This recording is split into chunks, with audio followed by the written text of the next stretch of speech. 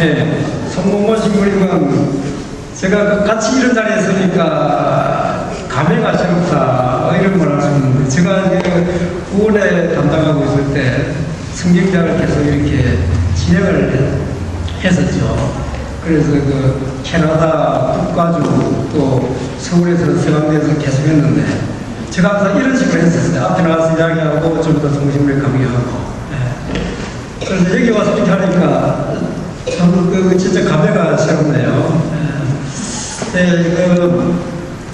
제가 그 성심물과 같이 다니면서 저도 성심물의 팬입니다만, 많은 사람들이 그런 말을 해요. 성심물이면 오디오도 되고 비디오도 된다. 네.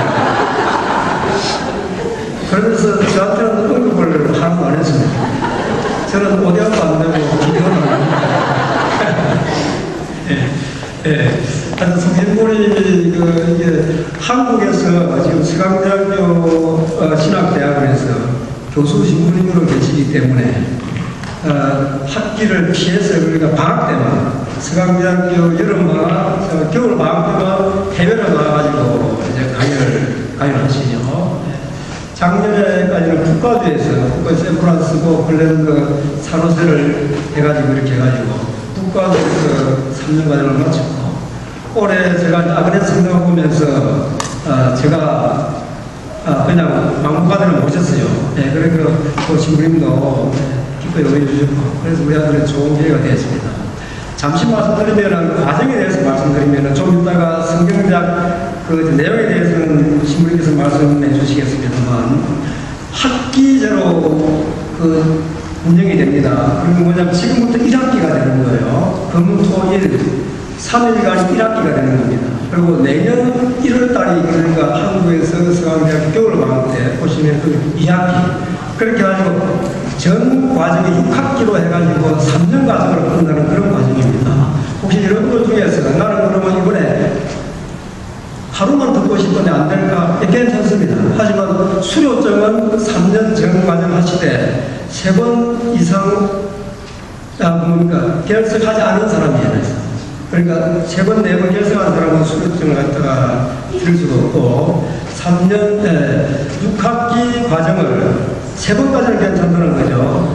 4번, 5번 쭉 갑니다만, 3번까지는 결석 3번까지는 그 수료증을 드리고, 그 외에 당일 접수하시는 분들은 그냥 편하게 들으시되 수료증 드는 그런 상태가 아니죠. 그거 좀 유의해 주시고, 그리고 이제 지금 제가 밖에서 우리 책을 지금 나오고 있는데, 지금 제가 조금 소개 말씀을 드려야 여러분들 나중에 그 쉬는 시간에 좀 편할 것 같아서, 삶의 꿈을까지 오신 말씀, 이게 그냥 근래에 바로 나온 책이에요. 신부님 모시는 그 시점에 한국에서 나온 책인데, 제가 그래서 막 급히 주문을 했습니다. 이게 요한복음서 전체를 신부님께서 책을 쓰시는데, 지금 현재 나와 있는 게 1장부터 4장까지 1권으로 나와 있습니다. 앞으로 시리즈로 5권까지 나올 예정이에요. 그래서 저도 이걸 보니까 이거 성경작 우리가 강의 듣고 나서 각 본당에서 성경 공부하기에 참 좋은 교재다, 그런 생각이 들어요. 조금 여러분들은 부담이 됩니다만, 한국에서 이게 EMS로 하니까 우편료가 엄청납니다. 그래서 할 수 없이 한국보다는 비싸게 20불에 저희들이 판매합니다만, 여러분들이 정말 이것은 성심부님이 심혈을 기울였고, 무엇보다도 우리 신앙생활에 가장 도움이 되는 성경, 그에 대해서 아주 우리가 정말 이해하기 쉽고 공부하기 쉽도록 된 책이기 때문에, 정말 여러분들 한번 그 책을 읽고 공부하시면 정말 좋을 것 같습니다. 그래서 쉬는 시간은 나중에 20분 정도 있는데, 그때 책 구입하시고 구입하실 수 있겠습니다. 오늘은 80분 첫 시간하고 20분 쉬고 다시 80분 하는 이런 식으로 진행하도록 하겠습니다. 그럼 성심부님 모시고 강의 보도록 하겠습니다. 박수 주세요.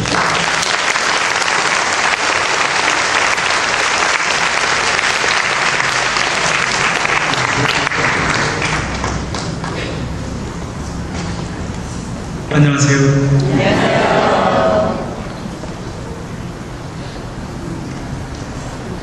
성경 말씀을 들으면서 또 첫 학기 공부를 시작하도록 하겠습니다. 성부와 성자와 성령의 이름으로 아멘. 그대는 어려서부터 성경을 잘 익혀왔습니다. 성경은 그리스도 예수를 믿음으로써 구원을 얻는 지혜를 그대에게 줄 수 있는 책입니다. 성경은 전부가 하느님의 계시로 이루어진 책으로서 진리를 가르치고 잘못을 책망하고 허물을 고쳐주고 올바르게 사는 훈련을 시키는데 유익한 책입니다. 이 책으로 하느님의 봉사자들은 모든 선한 일을 할 수 있는 자격과 준비를 갖추게 됩니다. 성부와 성자와 성령의 이름으로 우리가 이제 신앙 성장을 할 수 있는 그런 기회들은 참 많습니다. 주님의 은총 속에서 우리가 이제 기도하다가 이제 신앙의 성장이 이루어지기도 하고요. 피정 중에 신앙의 성장이 이루어지기도 하고 또 특별히 말씀을 읽고 공부하는 중에 이제 신앙의 성장이 이루어지기도 합니다. 방금 읽은 이제 디모데오 2서는 이 성경 말씀이라는 것이 우리의 신앙생활에서 얼마나 중요한 것인가, 특히 신앙 성장에서 얼마나 중요한 것인가를 얘기하고 있습니다. 제가 지금부터 앉아볼게요. 지금 앉았다 일어났다 계속 할 건데 여기 마이크가 따로 있거든요.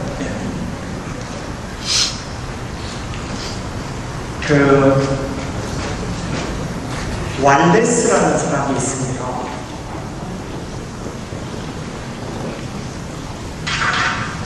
이 사람은 이제 미국에 취임이고 또 이제 문필가고 그랬던 사람인데요.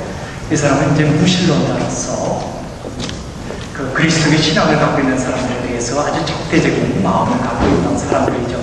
그쪽에 앉으신 분들 얼굴 안 보이죠? 네, 안 보여요. 제가 이제 앉았다 일어났다 하는 이유가 제가 이제 프리 디스크 수술을 했기 때문에 이제 앞으로 이제 한 15분, 20분마다 왔다 갔다 할 건데 다음에 이쪽에 앉으면 좋을 것 같아요.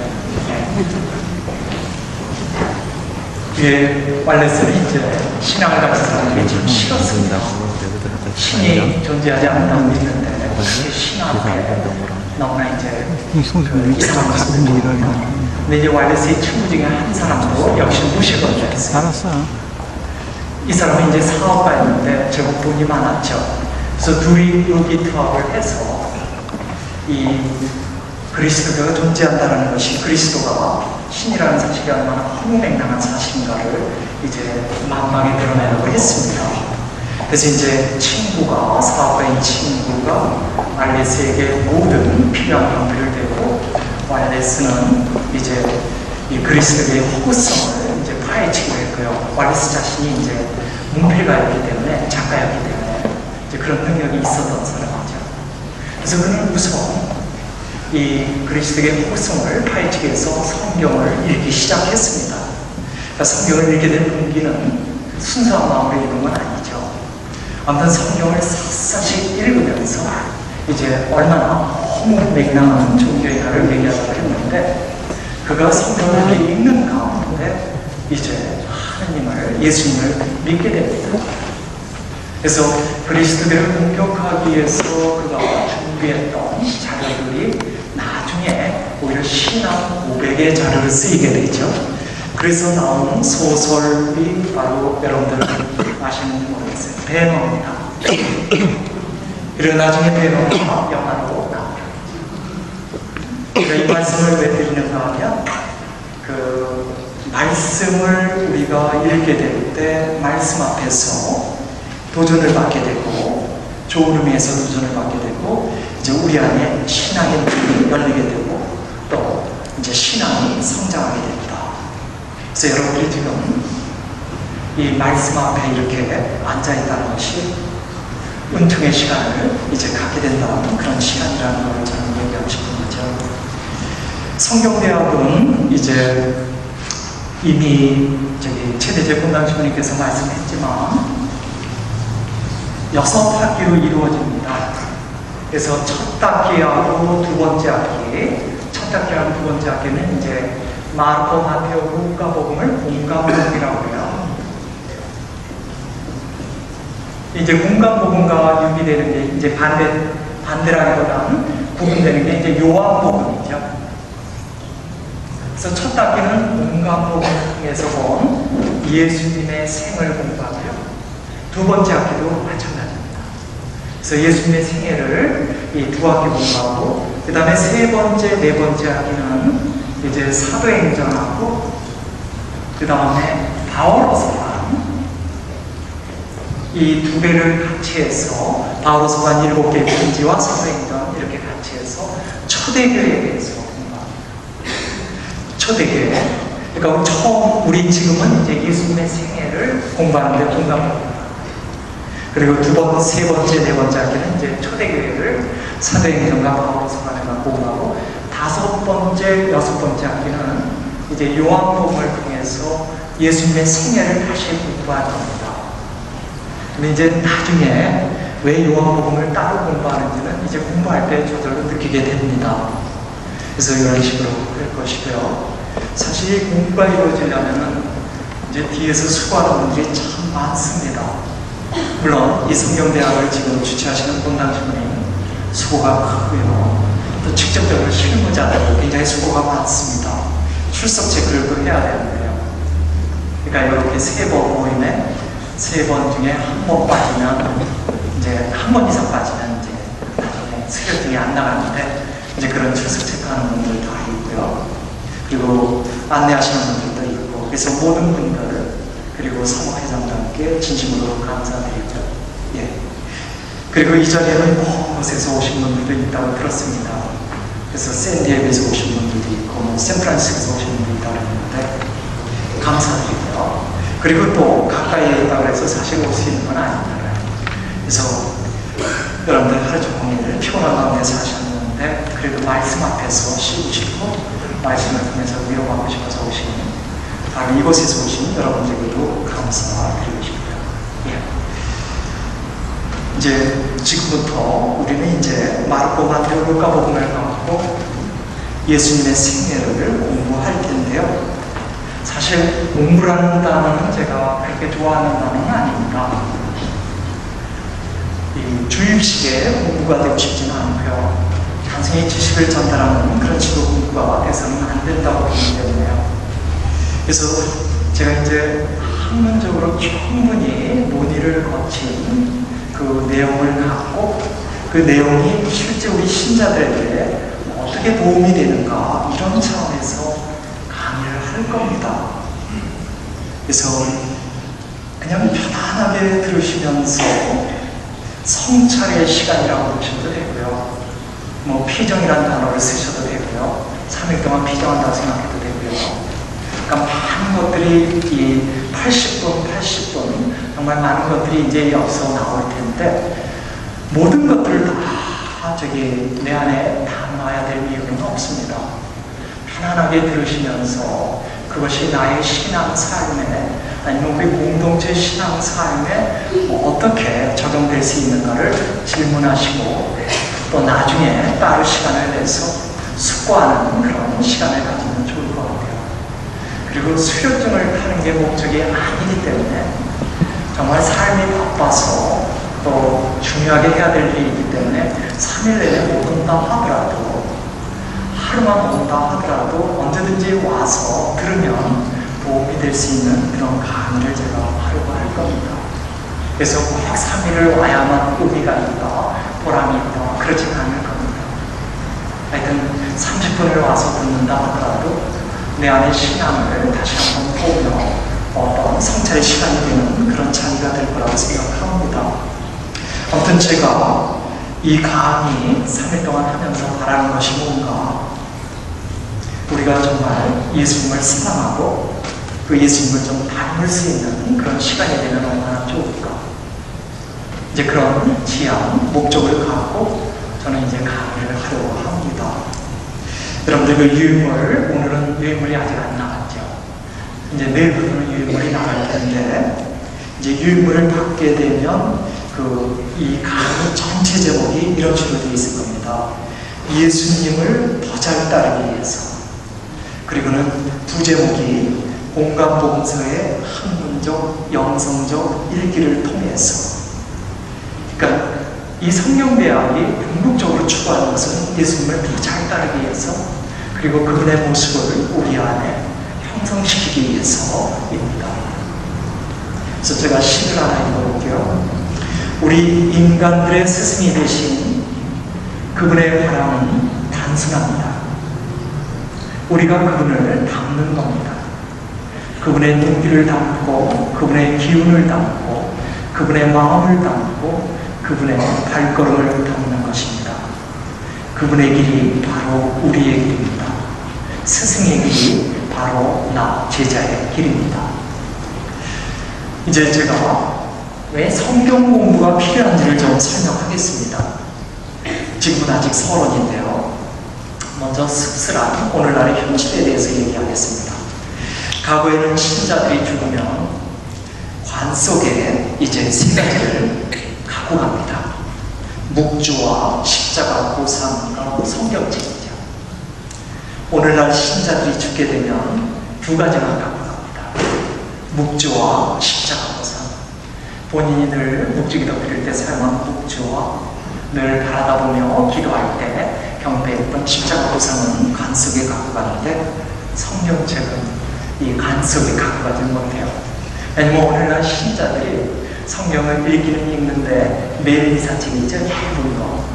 그걸로 읽는 게 전부니까 그거 다 관 속에 집어넣으려면 못 집어넣어요. 매달 발행되는 성경 매일 이사책.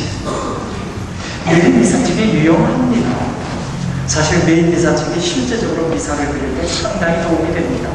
하지만 그래도 우리 그 까만색, 보기만 해도 성스럽게 보이는 까만 성경책, 이것을 이제 되게 손대감 있게 읽어야 되는데, 그걸 읽어야 이제 관 속에 갖고 갈 수 있는데 집어넣을 수가 없는 거죠.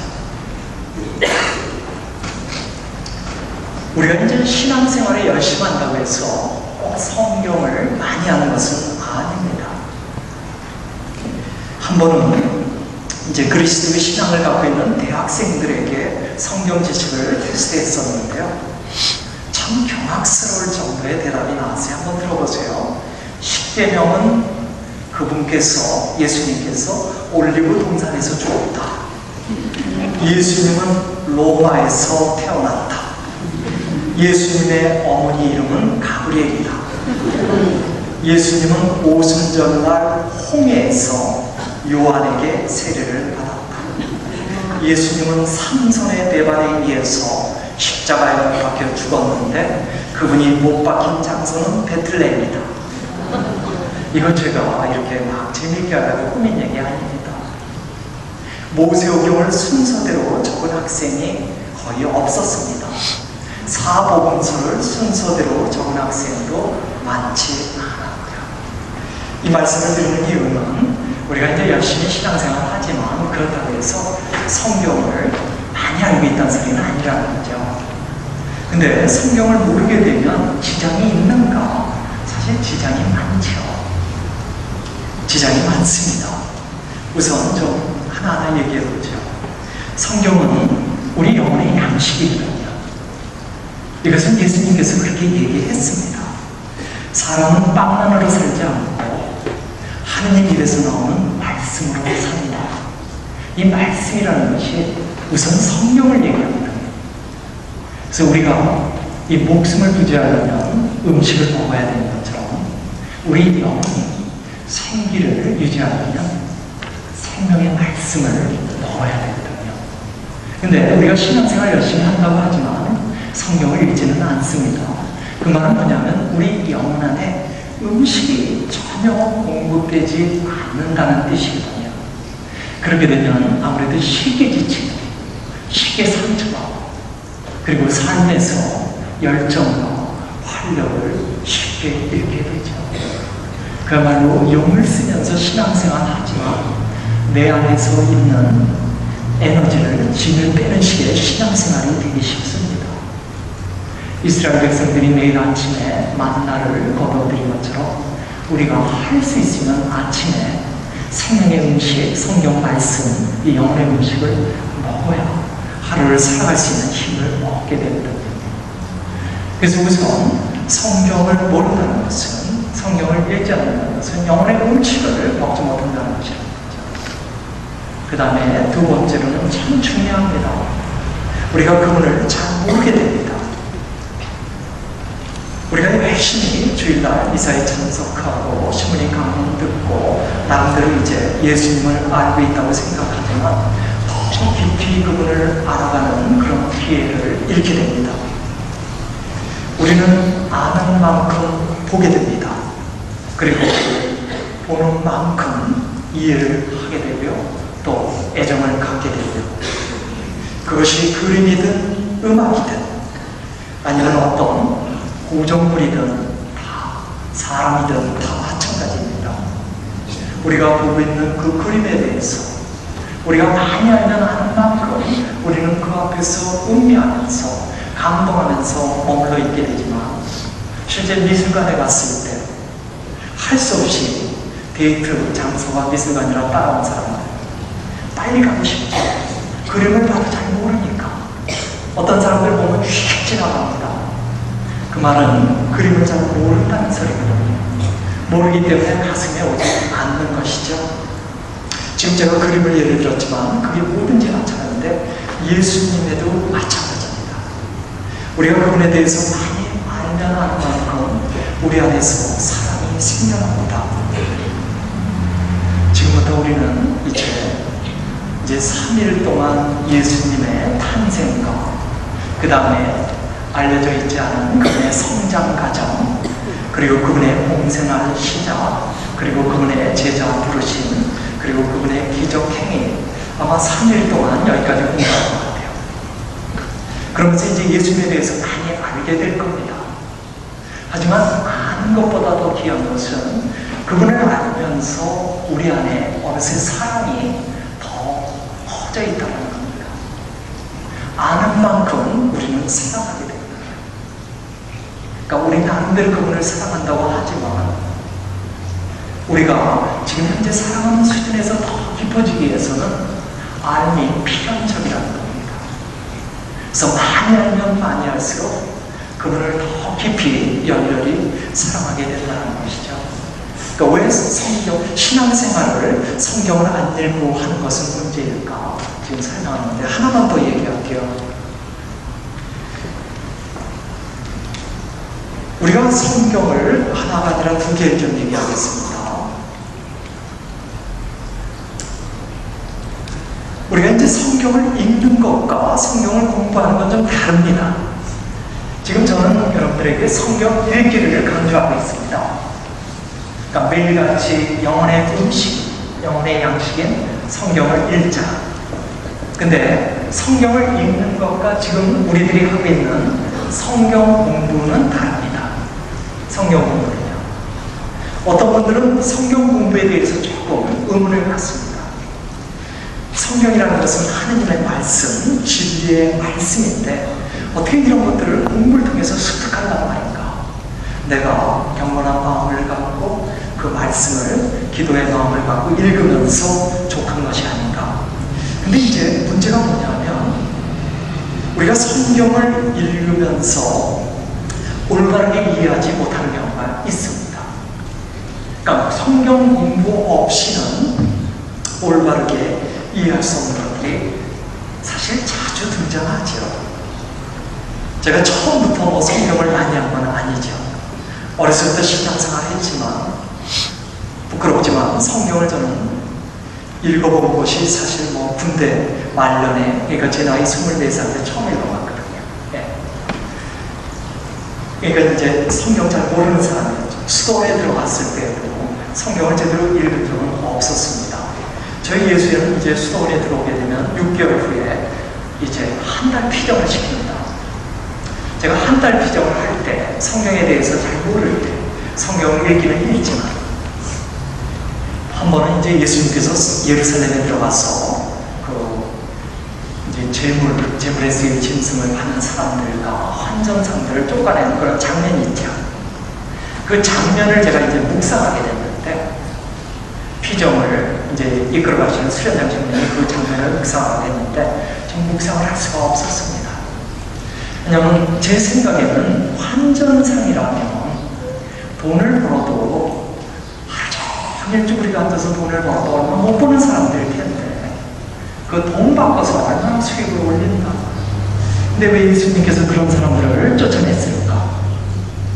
그러면서 이제 제가 개인적으로 접촉하고 있는 동대문 시장의 이제 자판상 아주머니들 생각이 자꾸 났습니다. 이제 제가 수원 들어가기 전부터 지금까지 그분들을 매일 만나고 있습니다. 석 달에 한 번씩 만나서 같이 미사를 드렸는데 이분들은 이제 번듯한 어떤 가게를 하는 게 아니라 그 시장 입구에 보면 이제 쭈그리고 앉아서 은행도 팔리고 뭐 나물도 팔리고 그런 분들이 있습니다. 자판상들이죠. 하루 종일 팔아도 몇 만 원 못 버는 분들이에요. 그분들 생각이 자꾸 나면서 어떻게 그런 분들을 성전에서 쫓아낼 수 있었을까?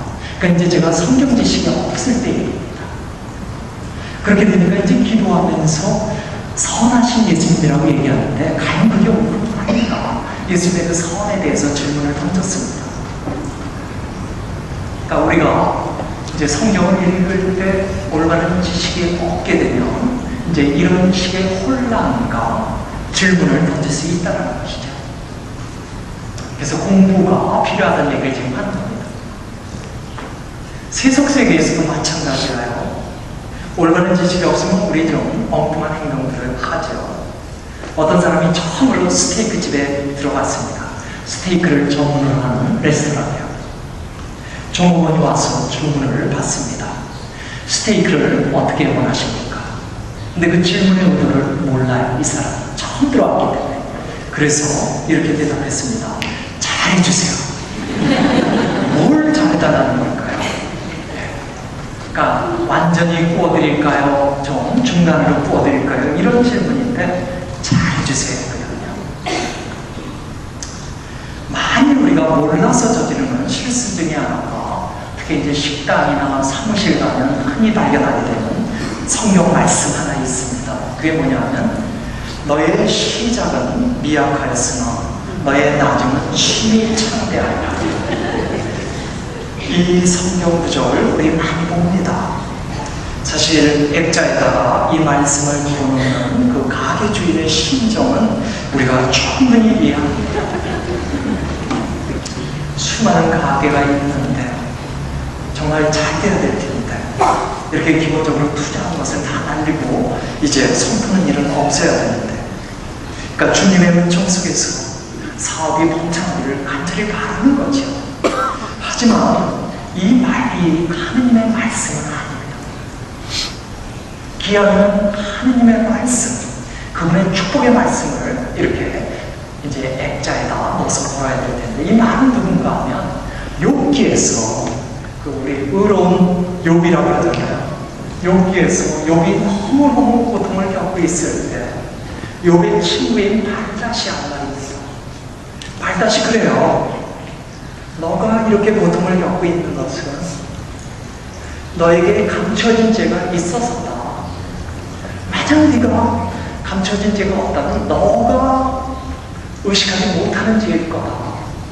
그런 죄를 통회하지 않으면 너는 하나님 앞에서 회복될 길이 없다. 그러면서 너의 시작은 미약했으나 너의 나중은 심히 창대할 것이다. 그러니 통회하라. 그러니까 이런 말씀을 걸기보다는 하나님의 말씀 하는데 왜 이 말씀을 그러니까 지금 성경 읽기 참 중요하지만, 성경 읽기도 중요하지만 성경 공부도 중요하다는 얘기를 좀 하는 겁니다. 성경을 읽다 보면 이해 안 되는 부분 참 많습니다. 우리는 지금 예수님을 공부하고 있기 때문에 예수님과 관련해서만 한 가지 얘기해 볼게요. 예수님이 제자들과 함께 성전으로 들어가다가 허기를 느끼셔서 배가 고프셔서 무화과나무 열매를 하나 따려고 합니다. 근데 무화과나무가 굉장히 울창해요. 가서 보니까 울창은 하지만 열매가 없어요. 그러니까 예수님께 저주를 합니다. 예수님, 다시는 열매를 맺지 못하리라. 그러면서 무화과나무가 말라 죽도록 저주를 합니다. 그럼 신자된 입장에서 왜 저주를 했는지 모른다면 혼란을 올 겁니다. 저주라는 단어도 그렇고요. 어떻게 당신이 배고프다고 해서 무화과나무에 열매가 없다고 저주를 할 수 있는가? 하지만 더 우리를 헷갈리게 만드는 것은 11장 13절에 나오는 것입니다. 때는 무화과철이 아니었다. 자연의 순리를 존중해야 될 예수님께서 그 순리를 예수님이 만들었거든요. 그렇기 때문에 무화과철이 아니면 무화과는 열리지 않습니다. 근데 어떻게 예수님께서 무화과철이 아닌데도 불구하고 그걸 모르는 분이 아닌데도 불구하고 저주를 했을까? 그럼 이제 성경을 읽다 보면 질문이 생길 겁니다. 그리고 이 질문이 그냥 생각한다고 대답이 나오지는 않습니다. 왜냐하면 이런 것들은 누군가의 도움이 없이는 대답을 얻을 수 없습니다. 성경과 우리 사이는 2000년이라는 강물이 흘러갑니다.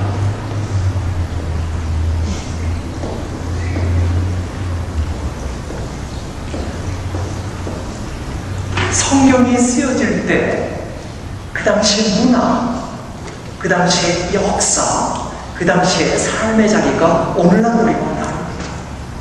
그리고 성경이 쓰여질 때 언어가 우리가 쓴 언어와 다릅니다.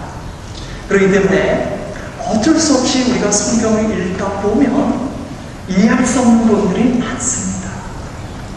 다만 우리는 이해를 못해도 그냥 통과시키면 됩니다. 우리가 생선 먹을 때 가시 나왔다고 뭐 안 먹습니까? 가시는 발라놓고 먹으면 되잖아요. 그래서 많은 분들이 성경을 읽을 때 그렇게 합니다.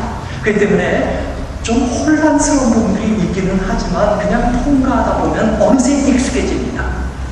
어느새 익숙해져요. 그래서 성경이 다 저절로 읽혀지는 것처럼 생각합니다.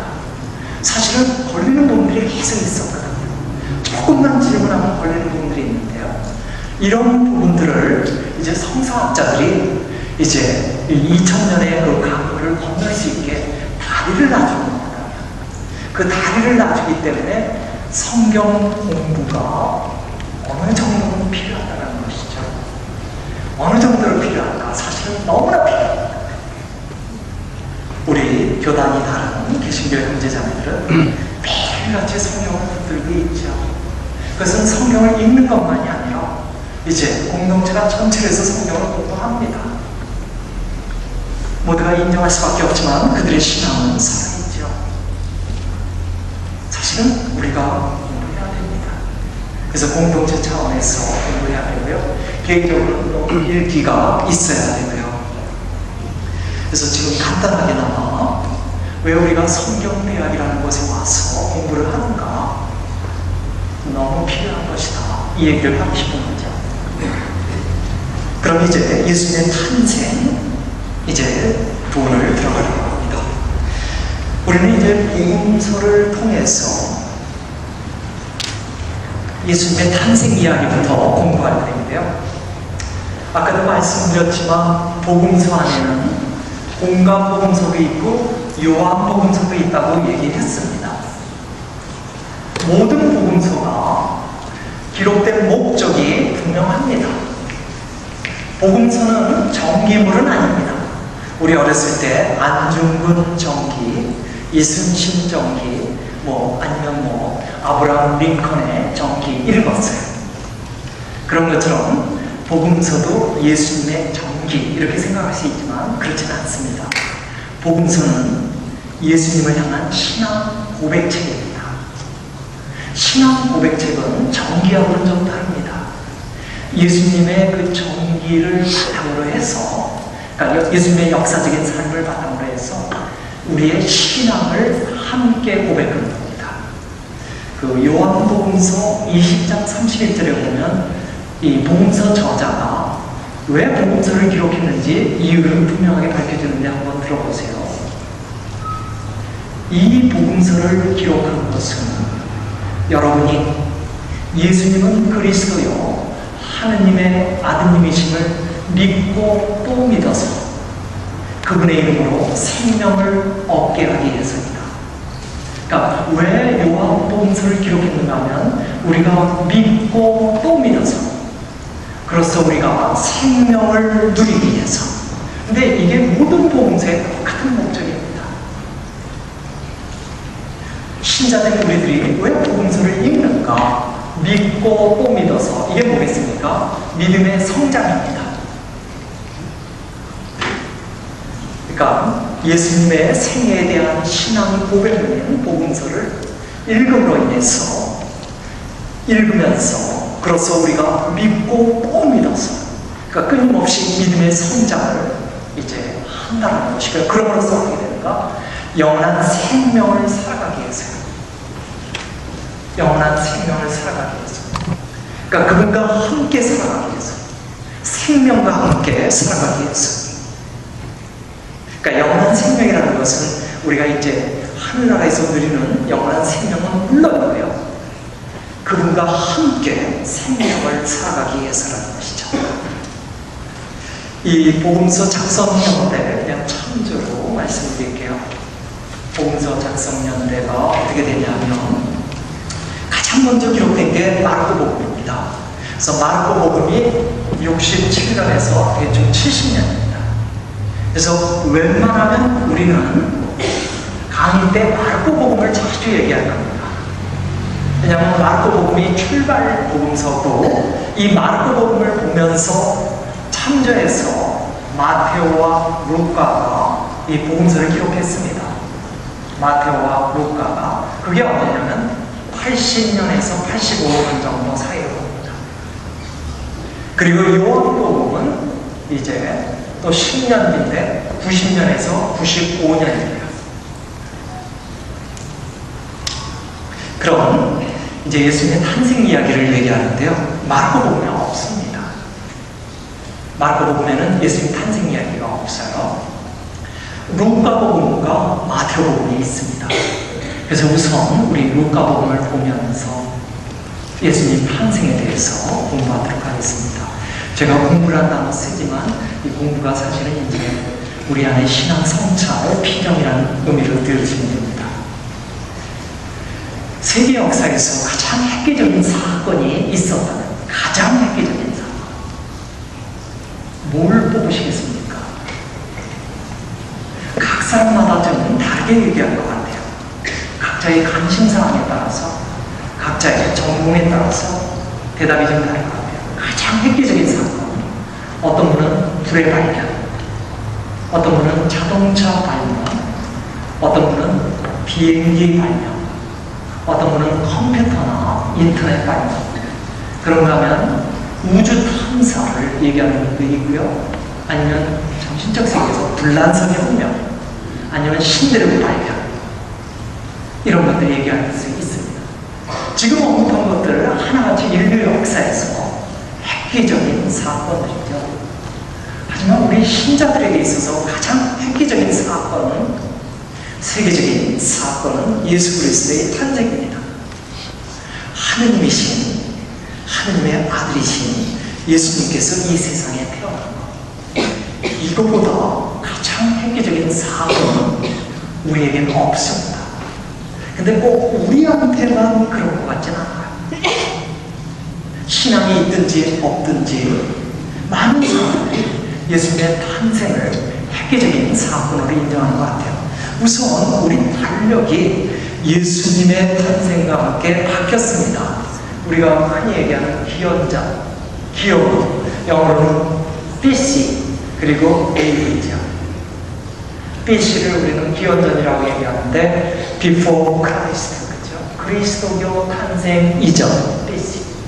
AD라는 말은 안노스 도미네에서 주님의 해, 주님의 탄생 해부터, 이런 뜻입니다.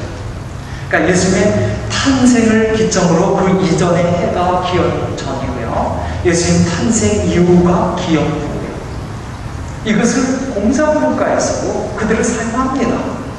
그러니까 벌써 예수님의 탄생 사건이 가장 획기적이라는 걸 보여주는 예문이겠죠.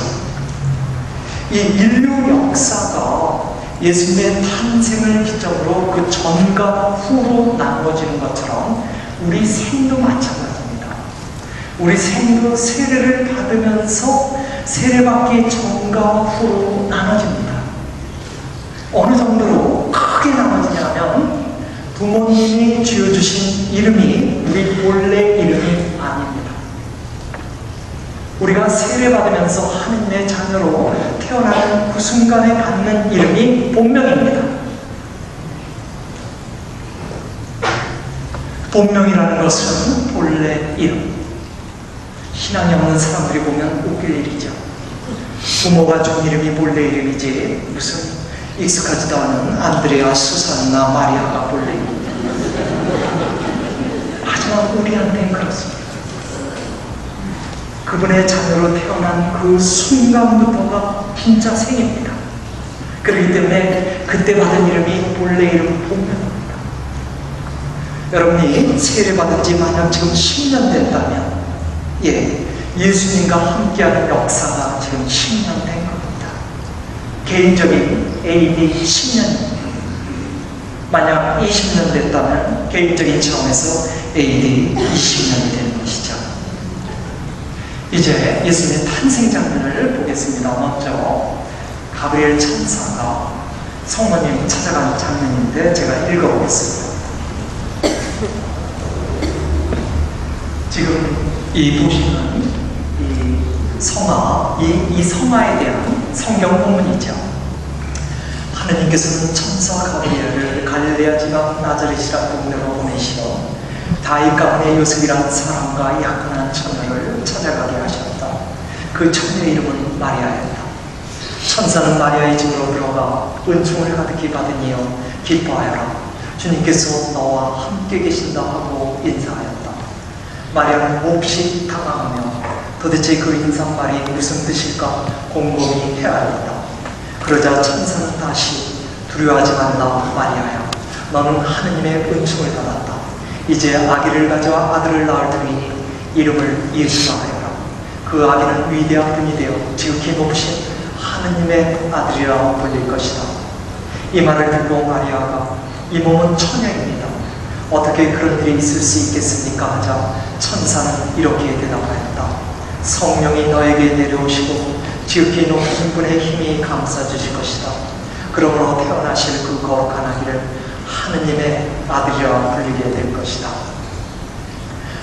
하느님께서 하시는 일은 안 되는 것이 없다.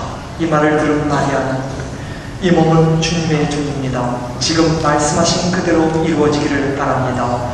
하고 대답하였다. 우리에게 아주 익숙한 성경 이야기죠. 이 성모 영보, 옛날엔 그렇게 불렀죠. 성모 영보. 이 대축일은 3월 25일 날 기념되고 있습니다. 왜 3월 25일일까? 사실 굉장히 간단한 대답입니다.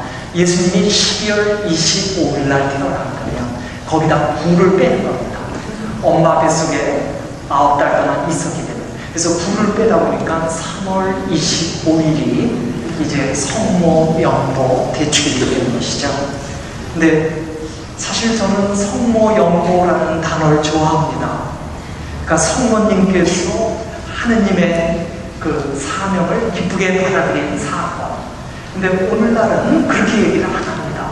여러분들 성경책에 뭐라고 제목이 되어 있냐면 주의 탄생 예고 이렇게 되어 있습니다.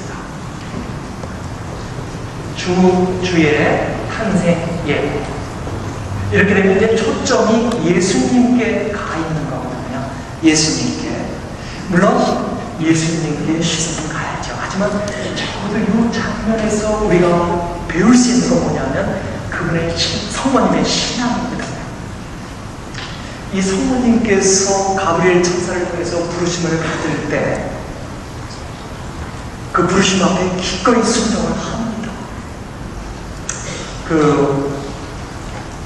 이 부르심을 하느님께서 당신 사람들을 찾을 때 보면 항상 어떤 순서가 있습니다. 첫 번째 상황이 묘사가 돼요. 지금 성모님도 그렇지만요. 여러분들 그 시나이 산에서 모세를 생각해 보세요. 모세가 양을 치고 있는데 어떤 상황이냐면 가시덤불이 불이 붙어요. 그걸 보고 모세가 가까이 가죠. 그런 식으로 상황이 있습니다. 그 다음에는 이제 하느님이나 하느님의 천사가 나타납니다. 나타나서는 사명을 부여해줘요. 모세에게도 그러죠. 신발을 벗어라. 그러면서 내 백성들이 지금 이집트에서 통곡의 삶을 살고 있다. 너를 보낸다. 그러거든요. 그러면은 여러분들 성모님 빼고는 모두가 그래서 하나같이 불복종을 합니다. 모세 같은 경우는 5번 저는 말을 못하기 때문에 당신 사명을 받아들일 수 없다고 해요. 이사야도 마찬가지예요. 자기는 입술이 더럽기 때문에 받아들일 수 없대요. 그럼 베드로도 마찬가지예요. 저는 죄인입니다. 떠나주십시오. 하거든요. 예수님께. 이 부르심 속에 응답을 할 때 즉각적인 응답을 한 분은 성모님밖에 없어요. 아무튼 부르심에 대한 응답을 이제 즉각적으로 응답을 안 하게 되면 하느님께서 어떤 사인을 줍니다. 사인을 줘요. 네 지팡이를 던져봐라. 모세에게 얘기를 하죠. 모세가 지팡이를 던지니까 뱀으로 바뀐다. 그런 식으로 사인을 보여주고 그 다음에 내가 너랑 함께 하겠다. 그러면 사명을 받아들입니다. 이 구조 속에서 이 방금 전에 제가 읽은 성경 본문을 보게 되면 성모님의 훌륭함을 보게 됩니다. 성모님께서 이 몸은 처녀입니다. 어떻게 그런 일이 있을 수 있겠습니까? 제가 어떻게 제가 어떻게 아이를 낳을 수 있겠습니까? 했던 것은 불복종은 아닙니다. 어떤 분들은 성모님도 나름대로 불복종가 아니냐? 그건 아닙니다. 성모님이 성경을 그래도 열심히 읽으신 분일 텐데 성경 어디에도 처녀가 아기를 낳았다고 나오거든요.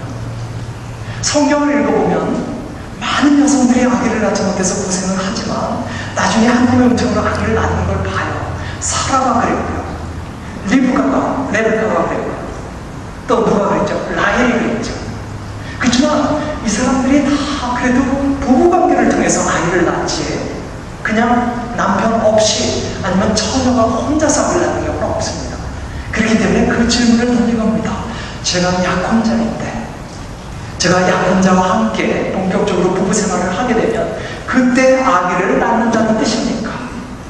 저는 남자를 아직 알지 못하는데요.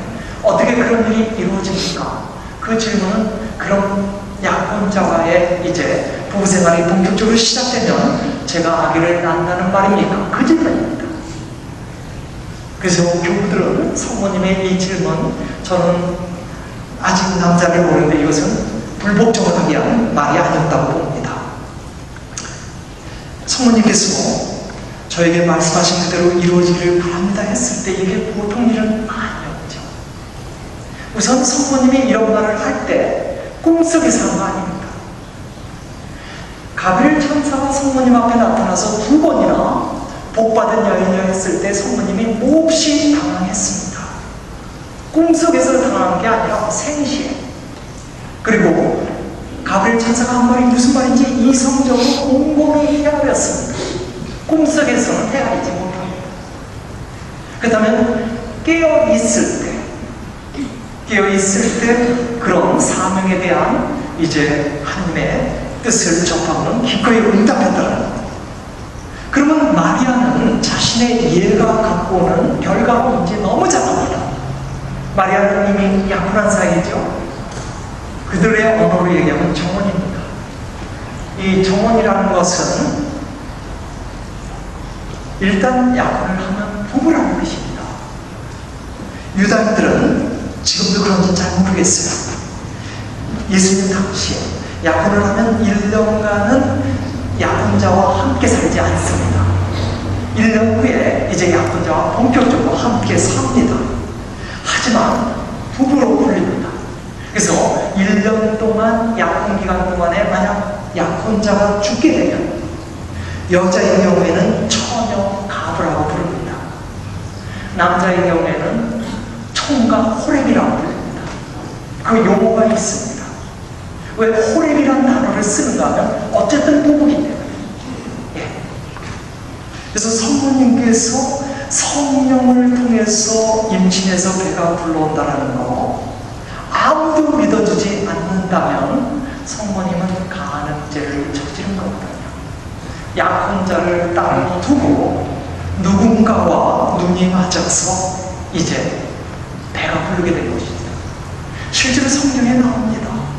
약혼자인 요셉이, 제가 성경 구절을 한번 읽어볼게. 잘 들어보세요. 어떤 때는 그 구절을 아주 정밀하게 읽을 필요가 있습니다. 마리아의 남편 요셉은 의롭고 또한 마리아의 일을 폭로하고 싶지 않았으므로 남몰래 그녀를 수박하기로 작정하였다. 근데 요 구절 바로 전에 뭐라고 나왔냐면 요셉은 마리아의 배가 불러오는 것을 눈치채고 이렇게 되어 있습니다. 이 눈치채다라는 단어는 마리아가 아무 얘기도 안 했다는 뜻일 겁니다. 왜냐하면 눈치채다라는 단어는 그냥 혼자로 감을 잡는 거거든요. 마리아가 왜 얘기를 안 했을까? 약혼자에게 솔직히 얘기하면 믿어주지 않을까? 여러분들 요셉 성인 나이 몇 살로 보고 있어요? 나중에 보면 사실 지금 보여드리면 안 되는데 우리 성화를 보면 요셉 성인 보세요. 참 바싹 늙었죠. 여기도 보십시오. 지금 이집트로 피난 가고 있는데 너무 피곤해서 지금 완전히 그 다음 보십시오. 어두워서 안 보이지만 상당히 대머리죠. 뭐 명백하죠, 그렇죠? 명백해요. 여기도 마찬가지죠. 많은 경우 우리 생각 속에는 요셉 성인은 나이가 든 노인이에요.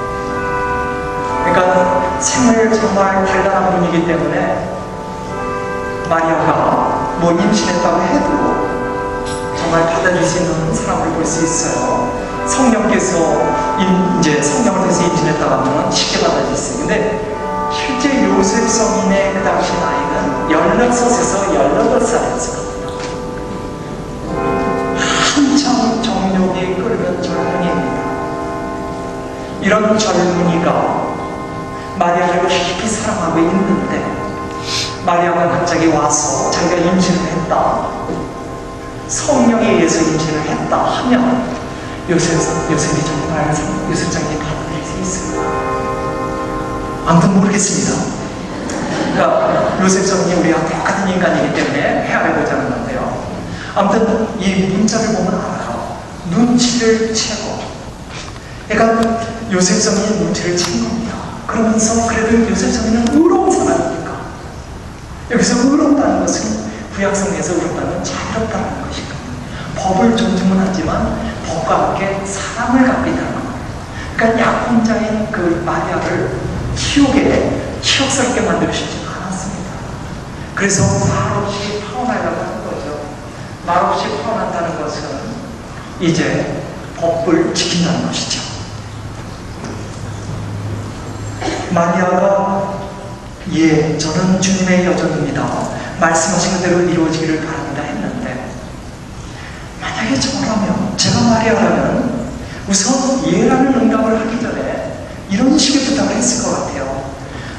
가브리엘 천사님, 제발 부탁이니까 저한테만 나타나지 마시고 제가 지금 예로로 응답하고 나면 즉시 제 약혼자 요셉에게도 나타나 주세요. 그래서 너의 약혼녀가 앞으로 슬슬 배가 불러올 테니까 그리고 설명해 주세요. 저라면 그렇게 했을 것 같아요. 인간적인 장치를 마련했을 것 같아요. 근데 마리아는 그런 정을 안 했습니다. 그냥 모든 것이 주님 안에서 이루어지기만을 바랬던 것이죠. 그래서 이런 마리아의 신앙을 피에타 신앙이라고 합니다. 피에타. 보통 라틴 말로 우리들의 신앙을 얘기할 때 피데스라고 합니다. 피데스 신앙이다. 근데 마리아의 신앙은 그냥 단순한 신앙이 아니라 너무나 큰 신앙이기 때문에 피에타 신앙이라고 얘기합니다. 이 피에타 신앙이라는 것은 예라고 응답을 한 그 순간부터 하늘나라를 위해서 자신의 십자가를 지는 그런 신앙이죠. 성모님께서는 뱃속에 아기 예수를 안고 있는 그 순간부터 해서 십자가에서 찾아서 시신으로 변한 아들 예수님을 안기까지 그야말로 피에타 신앙에서 살았습니다. 우리가 피에타를 흔히 생각하는 게 이 상이죠. 미켈란젤로의 걸작품 중에 하나인데요. 바티칸 대성당에 들어가면 오른쪽에 들어가자마자 있죠. 삼천두성이의 아들 시신을 안고 있는 이 모습을 삐에따라고 표현을 했습니다. 그 삐에따가 바로 예수님의 성모님의 신앙을 가리킵니다. 그런데 미켈란젤로는 이 걸작품 말고도 6개의 삐에따상을 더 만들었습니다. 근데 나머지 6개는 완성품이 아닙니다. 플로렌스, 피렌체에 가면 6개 그 미완성품을 볼 수 있습니다. 제가 그 중에 하나만 소개해드립니다. 이거 완성된 건 아닙니다. 그가 작품을 만들다가 이제 죽었습니다. 그는 하나의 삐에따성이 완성되고 나면 그 다음에 또 삐에따성을 완성해도 될 텐데 왜 6개의 삐에따성을 하나도 완성하지 못하고 그렇게 동시에 작품을 만들다 죽었습니까? 미켈란젤로는 성모님에 대한 그 사랑이 아주 큰 사랑이었습니다. 특별히 성모님께서 가브리엘 천사 앞에서 하느님께 예라고 응답한 그 예, 그 삐에따 그 신앙이 너무나 감동적이었기 때문에 그 자기 안에 그 감동이 올 때마다 새로운 삐에따상을 만들었습니다. 이 삐에따상을 그가 만들 때는 순전히 봉헌하기 위해서였습니다. 성모님께 봉헌하기 위해서였지 누구한테 보여주기 위해서는 아니었습니다. 그러니까 성모님을 향한 애정 속에서 감동 속에서 봉헌하기 위해서 만든 거죠. 조각을 하는 사람이 이제 성모님에 대한 사랑 속에서 조각을 하는 것과 똑같은 거죠. 왜 많은 성당들이 성모님께 봉헌되어 있을까요? 왜 많은 성당들이 주보 성인을 택할 때 성모님을 택할까요? 지금도 신심 깊은 집에서는 성모성모인 5월이 되면 한 달 내내 이슬이 맺힌 장미를 꺾어서 성모님께 봉헌합니다. 그리고 9월달, 아니 10월달 러사려 성월이 되면 이 마지막 장미, 그 해의 마지막 장미를 한 달 내내 성모님 앞에 봉헌을 합니다. 이런 것들은 다 그분에 대한 애정인데 특별히 삐에따 신앙에 대한 감사의 표현이라는 것이죠. 이제 예수님의 탄생 얘기로 넘어가는데 제가 성경 말씀을 한번 읽겠습니다. 내일부터는 이제 유인물이 배부되면 유인물에 다 나옵니다. 그 무렵 아우구스투스 황제에게서 칙령이 내려 온 세상이 호적 등록을 하게 되었다. 요셉도 갈릴레아 지방 나자렛 고을을 떠나 유다 지방 베틀레헴이라 불리는 다윗 고을로 올라갔다. 그는 자기와 약혼한 마리아와 함께 호적 등록을 하러 갔는데 마리아는 임신 중이었다. 그들이 베틀레헴에 머무는 동안 마리아는 해산날이 되어 첫 아들을 낳았다. 그들은 아기를 포대기에 싸서 부유에 내었다. 여간에는 그들이 들어갈 자리가 없었던 것이다. 우선 예수님이 왜 이런 식으로 태어났을까? 무슨 의미일까? 하느님의 아들님께서 태어나시는데 똥과 오줌으로 고약한 냄새가 나는 애약간에서 그리고 찬바람이 부는 외양간에서 태어났습니다. 그리고 보들보들한 이불에 쌓인 것이 아니라 거친 포대기에 쌓였고요. 상아로 된 그런 요란에 눕힌 것이 아니라 여물통에 이렇게 눕혀졌었죠. 왜 이런 환경 속에서 태어났을까? 물론 그분을 환영하지 못한 인간들 때문이기도 하지만 어쩌면 또 다른 의미도 있을 겁니다. 그러니까 절망 중에 있는 사람들과 하나가 되기 위해서 혼란 속에서 갈피를 찾지 못하고 막 살아가는 사람들, 그들과 하나가 되기 위해서. 그래서 이렇게 태어난지 모릅니다. 시 하나 읽어드리겠습니다. 우리가 아마 성탄 때면 많이 접했던 시일 겁니다. 주께서 말씀하신다.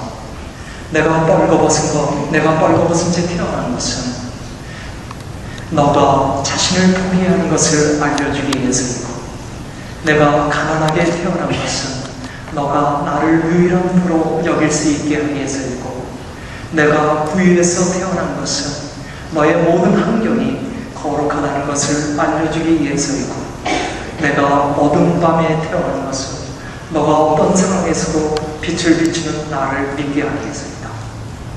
주께서 말씀하신다. 내가 박해중에 태어난 것은 너가 어려움을 잘 받아들이게 하기 위해서이고, 내가 단순하게 태어난 것은 너가 복잡한 것을 버리도록 하기 위해서이고, 내가 약하게 태어난 것은 너가 나를 두려워하지 않기 위해서이다. 주께서 말씀하신다.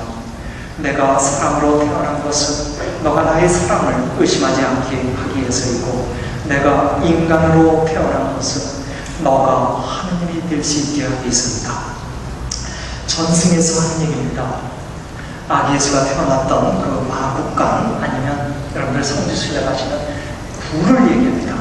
이게 두 가지 자료가 있습니다.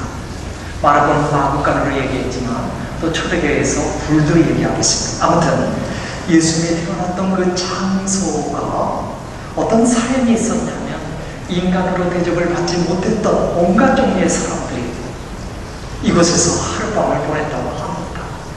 그래서 구체적으로 주인을 죽이고 도망가던 노예가 하룻밤을 여기서 보내고, 이 살인자가 몸을 가른 창녀가 너무 지쳐서 좀 혼자 있고 싶어서 하룻밤을 여기서 보냈다고 하고, 부모를 잃고 구걸하며 살아가는 고아가 여기서 하룻밤을 보냈다고 합니다.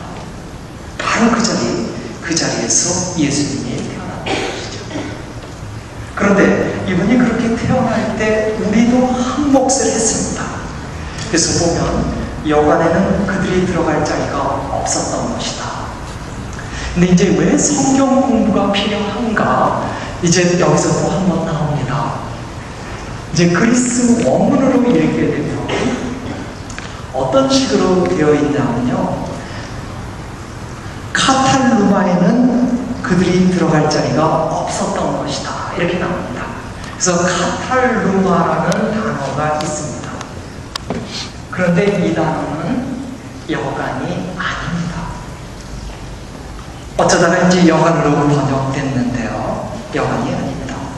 이 단어가 어디 쓰이는지 제가 한번 예를 들겠습니다. 그 착한 사마리아인의 비유가 있어요. 루카복음에 나옵니다. 지금 우리 루카복음 얘기하고 있는데요, 강도를 만난 사람을 이 착한 사마리아인이 기름을 발라 부어주죠. 응급처치를 하는 거죠. 그리고는 이 사람을 데리고 이제, 제가 지금 잘못 얘기했어요. 이 카탈루마라는 단어가 어디 나옵니까? 이게 좀 전에 제가 헷갈렸습니다.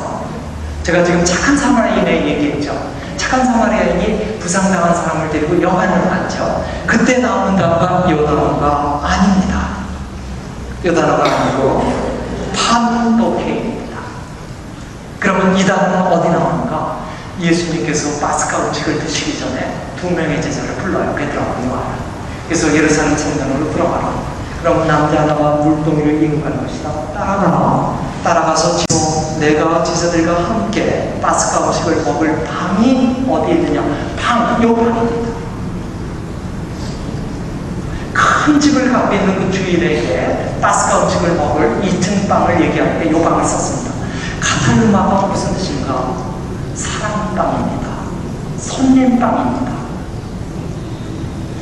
베들레헴의 집집마다 아무리 가난해도 손님방은 있었습니다. 누구도 성가족에게 방을 안 준 겁니다. 우선 단어를 통해서 여관이 아니라는 걸 설명했지만, 여관 장수들의 목적은 혼입니다. 그 당시 200~300명밖에 안 사는 베들레헴에 여관을 짓지 않습니다. 여관은 보통 로마가 건설한 도로 속에 여관이 있습니다. 이런 산골 동네에 여관 안 짓습니다.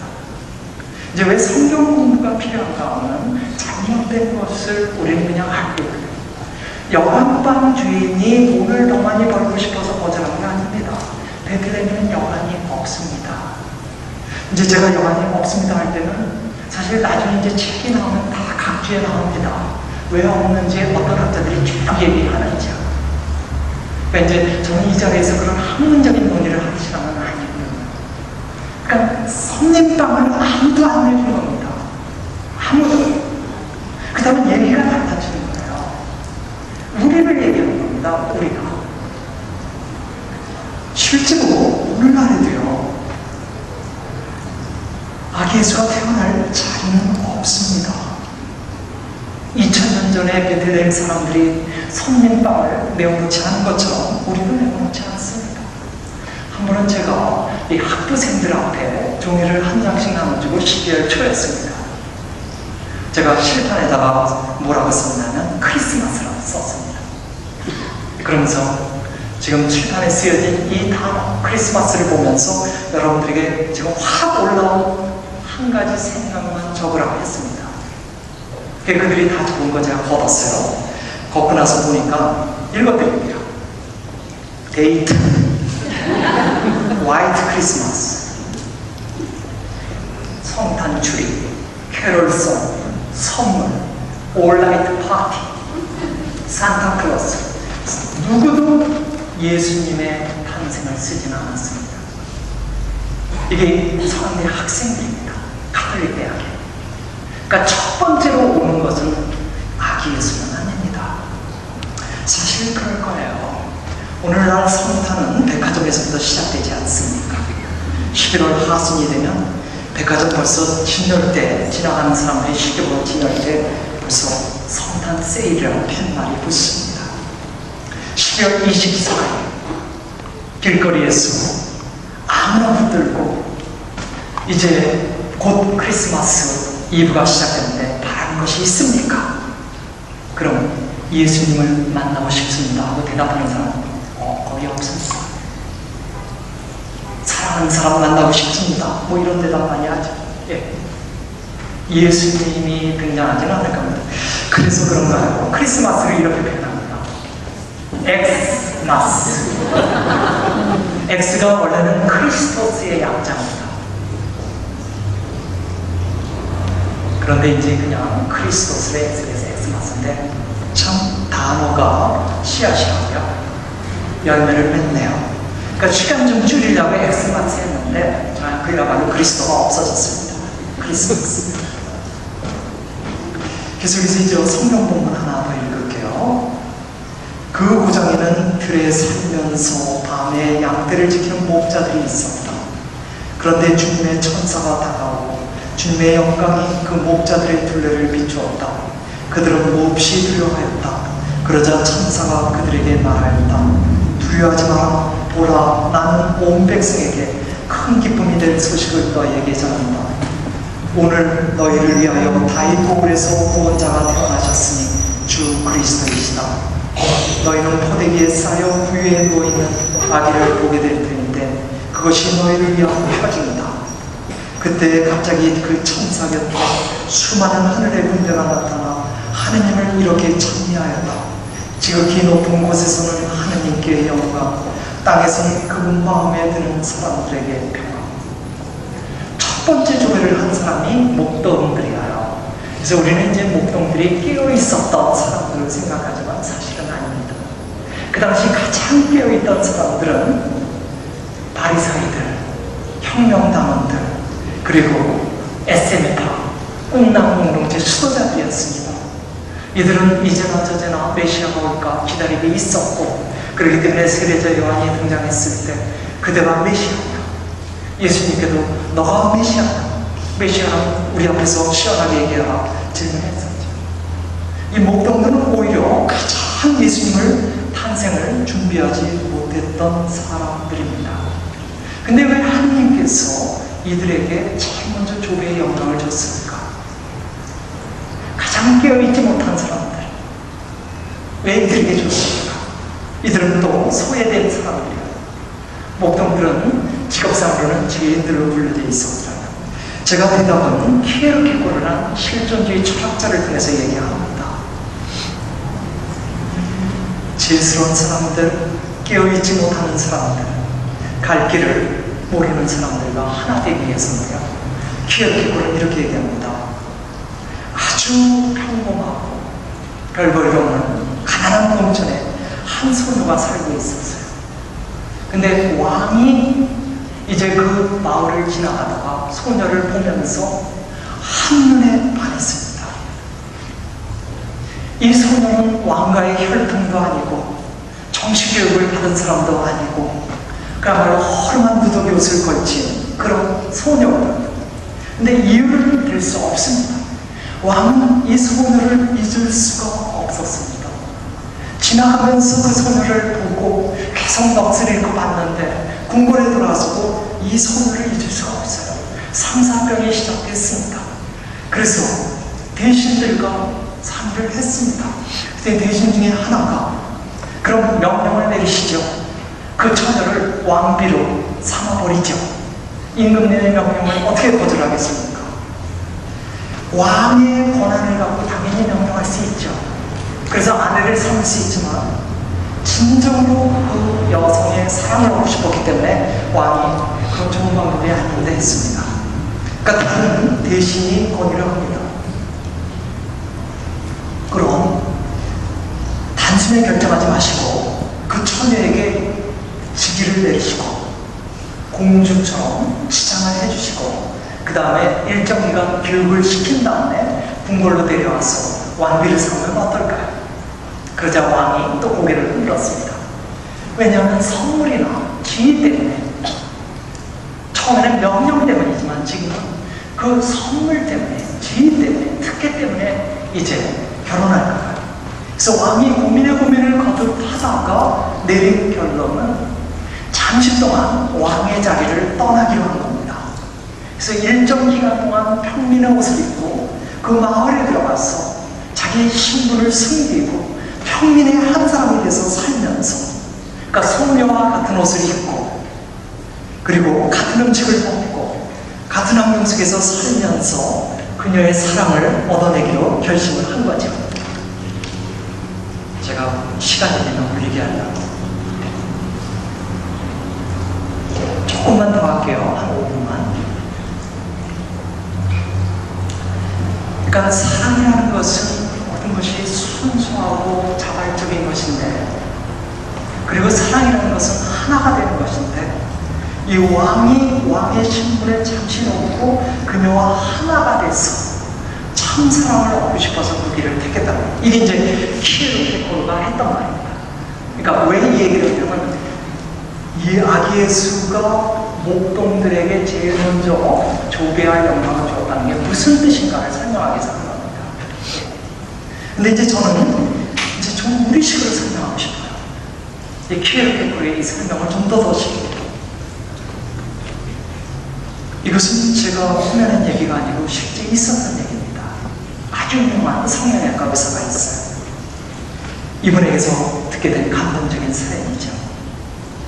한 남자가 자기 집에 불이 났는데 연로하신 부모님이 이제 움직이질 잘 못하니까 불길 속에서 나오질 못한 겁니다.